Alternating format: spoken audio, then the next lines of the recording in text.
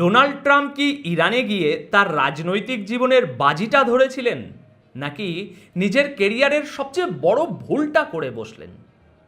America কি ভেবেছিল এটা ভেনিজুয়েলা হবে, যেখানে সরকার ফেলে দেওয়া ডাল ভাত? কিন্তু সিরিয়াসলি বলুন তো, এটা তো আফগানিস্তান 2.0 হতে যাচ্ছে। আজ আমরা এমন 5টি ভয়ঙ্কর প্রশ্নের উত্তর খুঁজব যা সিএনএন বা বিবিসি আপনাকে বলছে না। কারণ যুদ্ধের ময়দান থেকে যে খবরগুলো আসছে তা শুধু যুদ্ধের হার জিত নয়, বরং আমেরিকার সুপার পাওয়ার স্ট্যাটাস শেষ হওয়ার ইঙ্গিত দিচ্ছে। দেখুন দর্শক, পরিস্থিতি এখন আর কোনো সাধারণ যুদ্ধের পর্যায়ে নেই। গত 5 দিন ধরে মধ্যপ্রাচ্য আক্ষরিক অর্থেই দাউ দাউ করে জ্বলছে। আমেরিকা এবং ইসরায়েল ভেবেছিল তারা তেহরানে বোমা ফেলবে আর ইরানিরা তাদের ফুল দিয়ে বরণ করে নেবে। তাদের প্ল্যান ছিল তেহরানকে লিবারেট বা মুক্ত করা, সেখানে গণতন্ত্র প্রতিষ্ঠা করা। কিন্তু বাস্তবতা কি? যে তেহরানে তারা গণতন্ত্র আনতে গিয়েছিল, আজ সেই তেহরানের স্কুলগুলোতে, হাসপাতালগুলোতে তো কার্পেট বম্বিং হচ্ছে। আমরা খবর পেয়েছি একটি গার্লস স্কুলের উপরে বোমা হামলায় 160 জনেরও বেশি নিষ্পাপ ছাত্রী নিহত হয়েছে। ভাবুন একবার, 160টি পরিবার ধ্বংস হয়ে গেল। এর নাম কি গণতন্ত্র? ইরানের মানুষ এখন আর প্রতিবাদের জন্য রাস্তায় নামছে না, তারা নামছে মাতম করার জন্য, আর একই সাথে প্রতিশোধের স্পৃহা নিয়ে। অন্যদিকে ইরান কিন্তু চুপ করে বসে নেই। তাদের সুপ্রিম লিডার নেই, চেন অফ কমান্ড ভেঙে চুরমার, কিন্তু তারা যেন একটা আহত বাঘের মতো আচরণ করছে। তেল আবিব, হাইফা, জেরুজালেম, ইসরায়েলের এমন কোনো শহর নেই যেখানে সাইরেন বাজছে না। গালফ স্টেটগুলোতেও মিসাইল পড়ছে। সবচেয়ে বড় কথা, রিয়াদ এবং কুয়েতে আমেরিকান মিশনের উপরে হামলা হয়েছে। দূতাবাসগুলো বন্ধ করে দেয়া হয়েছে। আমেরিকা, যাদের ডিফেন্স বাজেট $1 ট্রিলিয়ন, তারা তাদের নাগরিকদের বলছে তোমরা ইমিডিয়েটলি দেশ ছাড়ো। কিন্তু যাবে কোথায়? ফ্লাইট বন্ধ, রাস্তা বন্ধ। আমেরিকা বলছে সরি, আমাদের আর্মি ব্যস্ত, আমরা তোমাদের ইভ্যাকুয়েট করতে পারবো না। এই হলো বিশ্বের 1 নাম্বার সুপার পাওয়ারের অবস্থা। নিজেদের নাগরিকদের নিরাপত্তা দেওয়ার মুরদ যাদের নেই, তারা গেছে অন্য দেশে গণতন্ত্র উদ্ধার করতে। এবার আসা যাক প্রথম এবং সবচেয়ে গুরুত্বপূর্ণ বিশ্লেষণে। আমেরিকা আসলে এই যুদ্ধটা কেন লড়ছে? আপনারা হয়তো ভাবছেন এটা কোনো জটিল জিওপলিটিক্যাল স্ট্র্যাটেজি, কিন্তু বিশ্বাস করুন, আমেরিকার নিজের প্রশাসনের মধ্যেই কেউ জানে না তারা আসলে কি করতে চায়। আসুন ক্রোনোলজি দেখি, তাদের বয়ান কিভাবে পাল্টাচ্ছে। যুদ্ধের প্রথম দিন ট্রাম্প প্রশাসন, রুবিও এবং জেডি ভ্যান্স বললেন আমাদের একমাত্র লক্ষ্য হলো ইরানের নিউক্লিয়ার প্রোগ্রাম ধ্বংস করা। মনে আছে সেই বাংকার বাস্টিং বমগুলোর কথা? তারা বলল ওগুলো দিয়ে ইরানের মাটির নিচের সব ল্যাব ধ্বংস করে দেব। ঠিক আছে, মেনে নিলাম।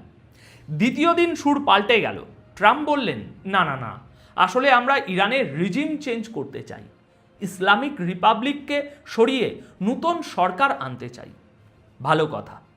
তৃতীয় দিন ডিফেন্স সেক্রেটারি এসে বললেন আসলে আমরা ওদের মিসাইল ক্যাপাসিটি কমাতে চাই, ওদের হাত পা ভেঙে দিতে চাই, যাতে ওরা আর মিসাইল ছুটতে না পারে। আর এখন মার্কো রুবিও এক অদ্ভুত হাস্যকর যুক্তি দিচ্ছেন। তিনি বলছেন যে আমাদের কাছে খবর ছিল ইসরায়েল ইরানের উপর অ্যাটাক করবে, আর ইসরায়েল অ্যাটাক করলে ইরান পাল্টা আমেরিকার উপর অ্যাটাক করত, তাই ইরান আমাদের মারার আগেই আমরা ওদের মেরে দিলাম। সিরিয়াসলি বলুন তো, এই যুক্তির কোনো আগামাথা আছে? সোজা কথায় তারা স্বীকার করে নিচ্ছে যে ইসরায়েল যা চায় আমেরিকা সেটাই করে। আমেরিকার ফরেন পলিসি এখন আর ওয়াশিংটন ডিসি বা পেন্টাগন থেকে ঠিক হয় না, ঠিক হয় তেল আবিব থেকে। জেডি ভ্যান্স কিছুদিন আগেই বলেছিলেন ইরানের হাতে নিউক্লিয়ার ওয়েপেন থাকা যাবে না। কিন্তু প্রশ্ন হলো, আপনারা তো জুন 2025-এ এই দাবি করেছিলেন যে বাংকার বাস্টিং বোমা দিয়ে সব ধ্বংস করে দিয়েছেন। তাহলে এখন আবার নতুন করে কি ধ্বংস করছেন? নাকি আপনারা স্বীকার করছেন যে 2025-এর সেই অপারেশন পুরোপুরি ফেল করেছিল? আজ নিউ ইয়র্ক টাইমস পর্যন্ত লিখতে বাধ্য হচ্ছে যে ট্রাম্প কোনো এক্সিট স্ট্র্যাটেজি ছাড়াই আমেরিকাকে এই যুদ্ধে নামিয়েছেন। অর্থাৎ ঢোকার রাস্তা জানা আছে, কিন্তু বেরোবেন কোন দিক দিয়ে সেটা কারোর জানা নেই। আর এখানেই গল্পের আসল টুইস্ট। ইরানের ফরেন মিনিস্টার, যিনি এখন বলতে গেলে দেশটির সবচেয়ে সিনিয়র জীবিত লিডারদের একজন, তিনি একটি মারাত্মক কথা বলেছেন। তিনি বলেছেন এই যুদ্ধটা আমেরিকার চয়েস বা পছন্দ নয়, আমেরিকা এই যুদ্ধটা লড়ছে ইসরায়েলের হয়ে। তিনি আরও বলেছেন আমেরিকান সিটিজেনরা এর চেয়ে ভালো কিছু ডিজার্ভ করে, তাদের উচিত তাদের দেশটাকে এই যুদ্ধবাজদের হাত থেকে ফিরিয়ে আনা। চিন্তা করে দেখুন আমেরিকার ভিতরেই এখন কি হচ্ছে। ডোনাল্ড ট্রাম্পের সবচেয়ে বড় সাপোর্টার বেস, যাদের আমরা মাগা বলি, তারা এখন ট্রাম্পের উপর ক্ষিপ্ত। মার্জারি টেইলর গ্রিন, যিনি ট্রাম্পের অন্ধ ভক্ত ছিলেন, তিনি সোশ্যাল মিডিয়ায় লিখেছেন, আমরা এটার জন্য ভোট দেইনি, আমরা আমেরিকা ফার্স্ট চেয়েছিলাম, অন্য দেশের যুদ্ধ লড়তে চাইনি। ট্রাম্প একসময় বুক ফুলিয়ে বলতেন, আমি কোনো স্টুপিড ওয়ার বা বোকা যুদ্ধে জড়াবো না। আর আজ তিনি এমন এক যুদ্ধে জড়িয়েছেন যেখানে তার নিজের দলের লোকজন তাকে প্রশ্ন করছে। সিএনএনের পোলে দেখা যাচ্ছে 60% আমেরিকান এই যুদ্ধের বিপক্ষে।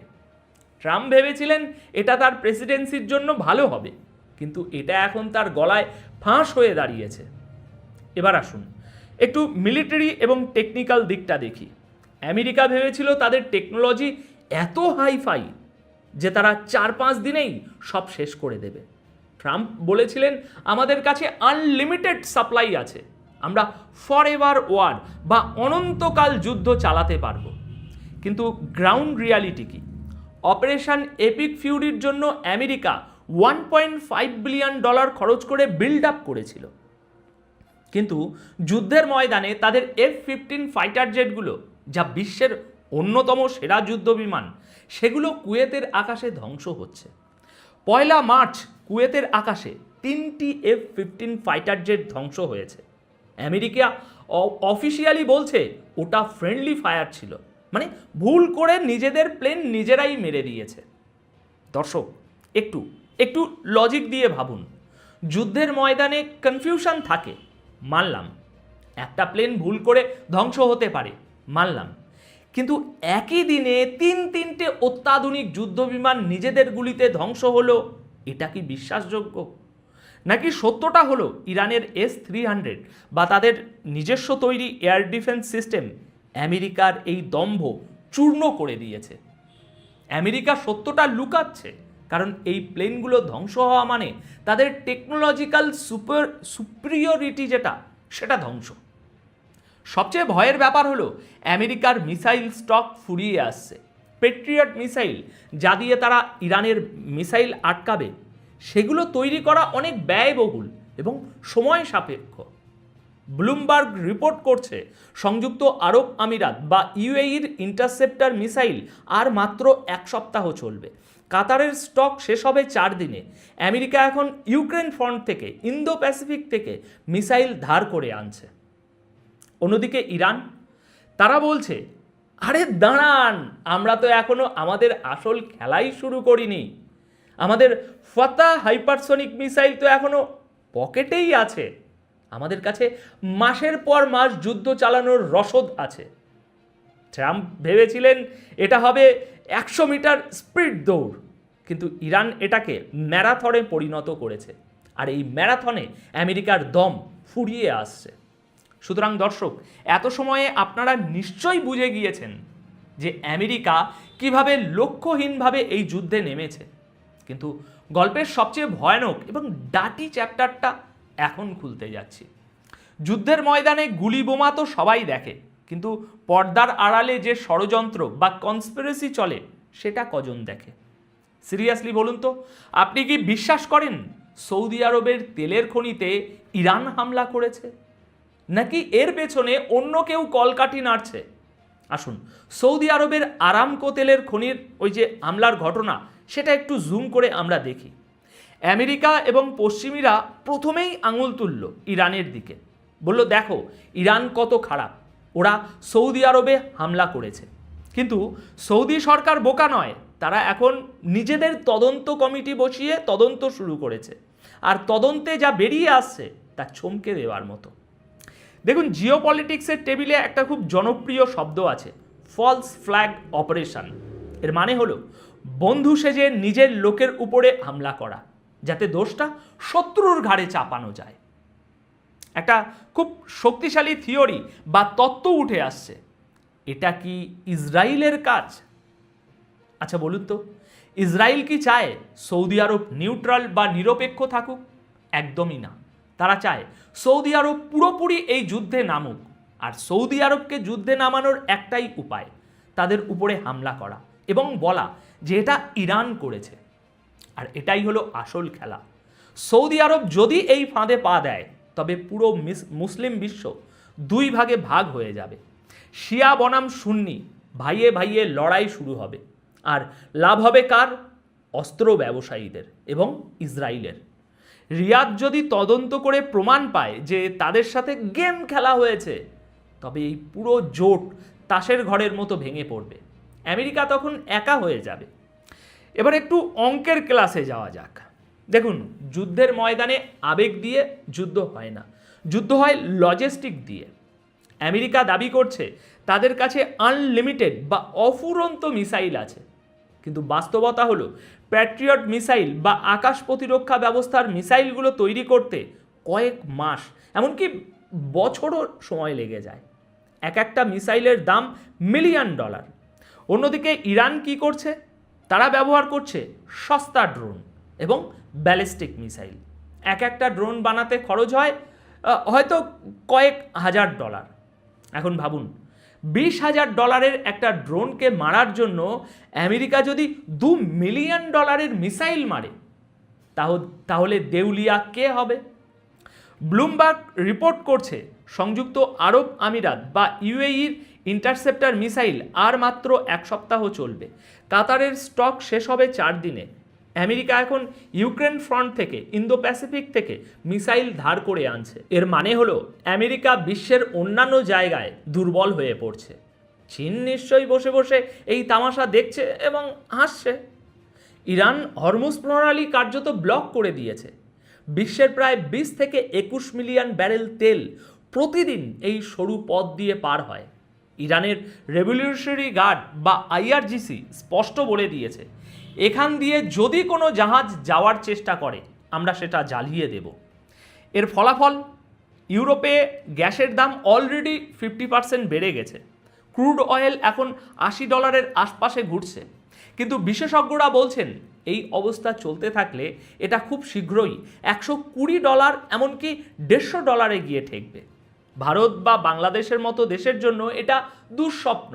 আমাদের তেলের ইম্পোর্ট করতে হয়, গ্যাসের ইম্পোর্ট করতে হয়, সবই এই মিডল ইস্টের উপর নির্ভরশীল। আমাদের জরুরি মজুদ মাত্র 20-25 দিনের।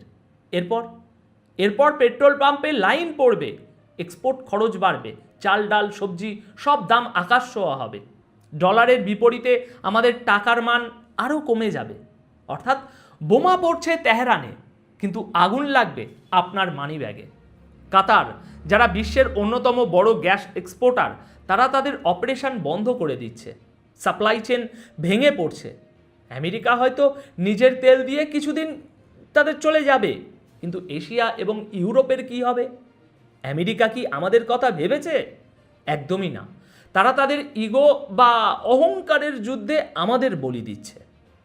দর্শক, যুদ্ধের অর্থনীতি বা পলিটিক্স তো বুঝলাম, কিন্তু এখন সবচেয়ে বড় প্রশ্ন হলো, এই যুদ্ধ শেষ হবে কবে?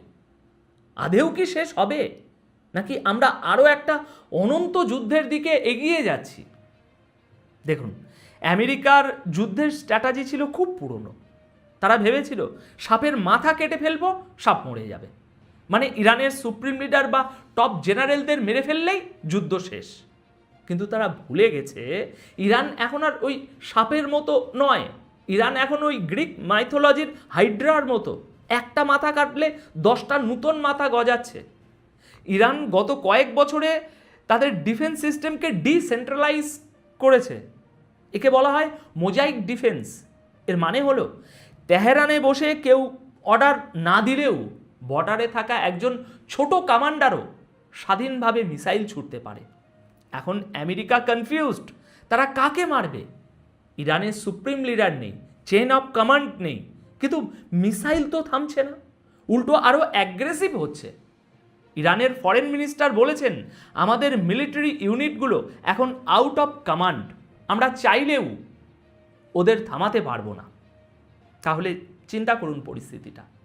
আমেরিকা এখন এমন একটা শত্রুর সাথে লড়ছে যার কোনো নির্দিষ্ট মাথা নেই।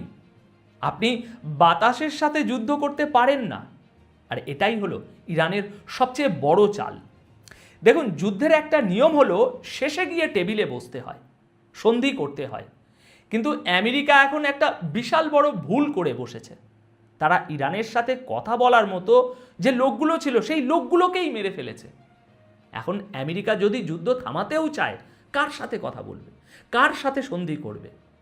ইরান এখন এমন এক অবস্থায় আছে যাকে বলে নাথিং টু লুজ, বা হারানোর আর কিছু নেই। একটা আহত, অপমানিত এবং ধ্বংসপ্রাপ্ত দেশ কেন নেগোশিয়েট করবে? তারা শেষ রক্তবিন্দু দিয়ে লড়বে। আর ইতিহাস সাক্ষী, যখন কেউ মরিয়া হয়ে লড়ে তখন বিশ্বের সেরা টেকনোলজিও তাদের হার মানাতে পারে না। ভিয়েতনাম, আফগানিস্তান, লিবিয়া, সবাই আমেরিকাকে এই শিক্ষা দিয়ে গেছে, কিন্তু আমেরিকা সেই শিক্ষা নেয়নি। একটি সম্পূর্ণ বিধ্বস্ত ইরান, যার স্কুল কলেজ ধ্বংস হয়ে গেছে, যার শিশুরা মারা গেছে, সে কেন চুক্তিতে সই করবে? সে চাইবে আমেরিকা এবং ইসরায়েলও যেন সমান ব্যথা পায়। এটাকে বলা হয় অ্যাসিমেট্রিক ওয়ারফেয়ার। তারা হয়তো সরাসরি যুদ্ধে পারবে না, কিন্তু এই গেরিলা কায়দাতে তারা আমেরিকাকে রক্তাক্ত করে ছাড়বে। তাহলে এখন সবশেষে আমরা কি দেখছি? এক, আমেরিকা জানে না তারা কেন এই যুদ্ধে নেমেছে, লক্ষ্য বারবার পাল্টাচ্ছে। দুই, ট্রাম্প ভেবেছিল এটা হবে মাস্টার স্ট্রোক, কিন্তু এটা হয়ে গেছে আত্মঘাতী গোল। তিন, ইসরায়েল আমেরিকাকে ঢাল হিসাবে ব্যবহার করছে। চার, সৌদি আরব এবং গালফ দেশগুলো এখন বুঝতে পারছে যে তারা ব্যবহৃত হচ্ছে। পাঁচ, চীন চুপচাপ বসে আছে, তারা ইরানের তেল কিনছে কিন্তু যুদ্ধে জড়াচ্ছে না। তারা দেখছে আমেরিকা কিভাবে নিজের শক্তি ক্ষয় করছে। দর্শক, আমেরিকা একটা চক্রব্যূহে ঢুকেছে। ঢোকার রাস্তা খোলা ছিল, কিন্তু বেরোনোর রাস্তা তারা নিজেরাই বন্ধ করে দিয়েছে। ট্রাম্প এখন শাঁখের কড়াতে, যুদ্ধ থামালে ইজ্জত যাবে, আর যুদ্ধ চালিয়ে গেলে অর্থনীতি ডুববে। এখন আমার শেষ প্রশ্ন আপনাদের কাছে, একটু ঠান্ডা মাথায় ভেবে উত্তর দেবেন। আমেরিকা কি সত্যি গণতন্ত্র বা ডেমোক্রেসি উদ্ধারের জন্য এই যুদ্ধে গেছে, নাকি এটা একটা সাজানো নাটক যার চিত্রনাট্য অন্য কেউ লিখেছে? আর এই নাটকের শেষে কি আমরা তৃতীয় বিশ্বযুদ্ধের দিকে এগিয়ে যাচ্ছি, নাকি এটা আমেরিকার সুপার পাওয়ার হিসাবে পতনের শুরু? নিচে কমেন্ট সেকশানে আপনাদের মতামত অবশ্যই জানান।